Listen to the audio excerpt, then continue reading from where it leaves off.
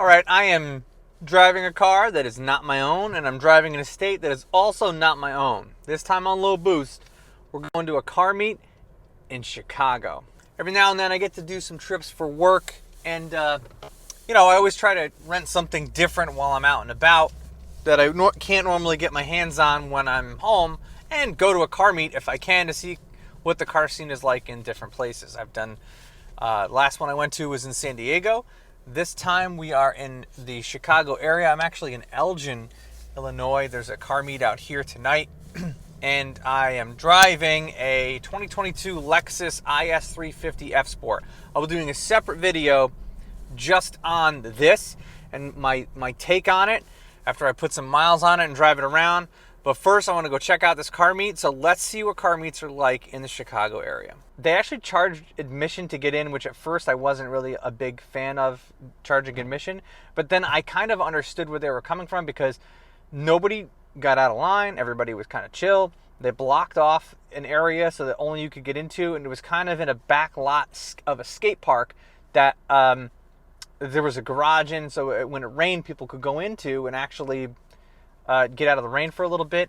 And there were other people, there was a good amount of cars there, and some interesting builds that were there too. Nothing high end, nothing super crazy, but it was a night meet, which I like night meets a little bit more than cruise-ins and cars and coffee. I just think it's a different vibe, and that's a little bit more of what I like to see.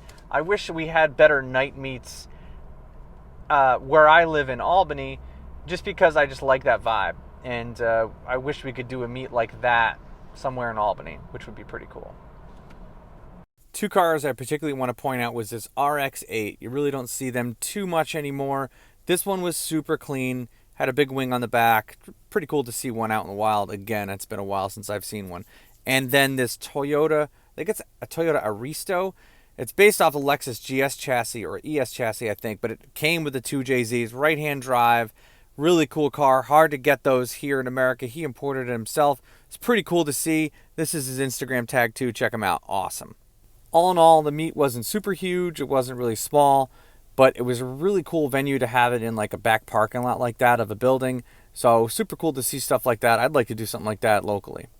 So far, my experiences with the car scene here in Chicago has been great. This morning at this Cars and Coffee that I went to in Oak Park, a lot of cool cars, a lot of cars I haven't seen in a long time or ever. Definitely more of a grown-up crowd, but with grown-up crowds, you get grown-up money. Obviously, a little bit more exclusive cars. I love that 4C, E39 M5. There was a couple of cool cars that I really never, ever see in the wild. I'm going to show you a couple of them here. The Toyota Sprinter Terreno, I think these were the AE86. This one had individual throttle bodies. It was super clean. Things sounded awesome. Headers, interior was mint on it. I don't ever see these in New York, so it was really cool to see this. Not only one, but obviously different variants, but three of these cars rolled in together, so it was really cool to see them. Another car that I really enjoyed taking a look at was the Chevy SS that was here. You didn't see a whole lot of these in America. They're on a different chassis than the GTP as well. This one was LS3 with a nice cam in it and had like CTSV brakes. Nice track-oriented upgrades on that car. I liked it a lot. You also don't see a whole lot of BMW wagons lying around anymore, and I wish they would make the new ones in a wagon, but that was nice to see. Another car that I haven't seen live yet outside of like the New York Auto Show was the new Nissan Z. I think it looks awesome. I think it gets a bad rap. I feel like they should be making more models of these. I feel like they're not making enough. Another car that I really enjoyed seeing was this 996.1 that was done up on some custom wheels with a factory aero kit on it. It was awesome. I swear I'm going to buy one of these one day and put a Racer's Edge sticker decal on the side of it like Fast and the Furious. We have a little bit of a takeover problem in the Capital District. I don't think Chicago is exempt from these takeover situations. The ones that I've been to have not been that way. And the only one that I think could have had a takeover situation was the one I went to at night. Those are more generally where you're going to see that, but there wasn't. I think it was probably because they were charging admission. Now I'm going to the Birdie Car Show, which there's a big car collection supposedly there, and that's in Hinsdale. And then I'm going to head to a Cubs game. To because I've always wanted to go to Wrigley Field and see a Cubs game there. We're going to head there now.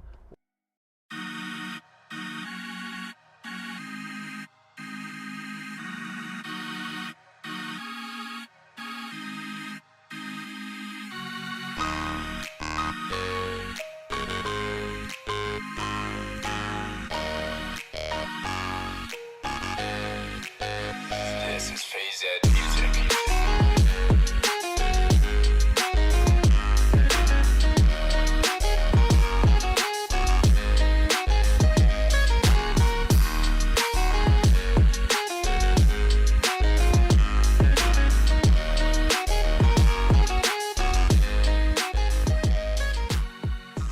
I mean, that was just a small portion of the really cool and rare cars that we saw out there, like those 3 STOs. Not only that, not only did I see one C8 Z06, I saw 2. And this blue color with these wheels is awesome. This is probably one of the nicest looking Z06s I've seen, color combination and wheel combination, hands down. And I want one real bad.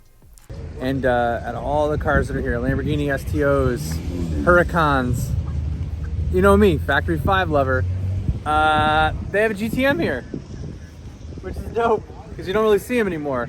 It's raining like crazy, but people don't care here. So look at this thing. He's got nice brakes on it. They don't make them anymore, so see ones like this, take a picture. Even though they had a really good collection of a lot of different stuff at this car show, which is great, which is what I love. You know me, and you know Porsches. There was the collection of Porsches that they had at this place was phenomenal. And I'm going to point out a few of them in a little bit, and it ain't these two. I find it hard sometimes because I compare other car shows to car shows in the Albany area because that's where I live. And, you know, Albany is not a city like Chicago. So Chicago is going to have a lot more people, a lot more money in some cases, where people are going to be living and having a lot of high-end cars. So Chicago car show like this is just, I don't really get to see stuff like this unless you go down to the city or you go to other places like I was in San Diego or Los Angeles. Now, don't get me wrong. Cars and Castles and Saratoga Auto Museum do a lot of good car shows as well. But this just felt like was a car show that happens on a consistent basis out there, which is like, oh, we're going to do the Birdie car show. One car that I really geeked out over was a Cayman GT4 RS with the Wysock package on it. Now, I have seen another one. We actually do have one local to Saratoga that has one of these, but these are super rare cars. They are not making a whole lot of these. There's a premium to get them. And another car that was right next to it was a 911 Sport Classic, another really rare 911 variant that you don't really see a whole lot of. I'm not sure if the same guy owned both of these cars or something, but they're parked right next to each other. And another one that I really went nuts over was this 911R. These cars went for huge money because they were basically a GT3 but touring with a stick shift, and you just couldn't find these. They sold way over a sticker when they came out. This car is a super collector car. I was geeking out over it. So all in all, I had a great weekend in Chicago with car stuff, whether it was renting this car or the 3 car meets that I went to in 2 days. If you're looking to do some stuff in Chicago and you want to do some car activities, check out Chicago CarMeets. I also would like to thank Metal Militia. They're the ones that put that night meet on. So make sure you check out them on Instagram to look for car shows as well. Don't forget to subscribe because I'm going to do a full review on the 2022 Lexus IS350 F Sport that I rented. So stay tuned for that. That's coming. Thank you guys very much for watching. In the meantime, check out these videos that I already have ready to go.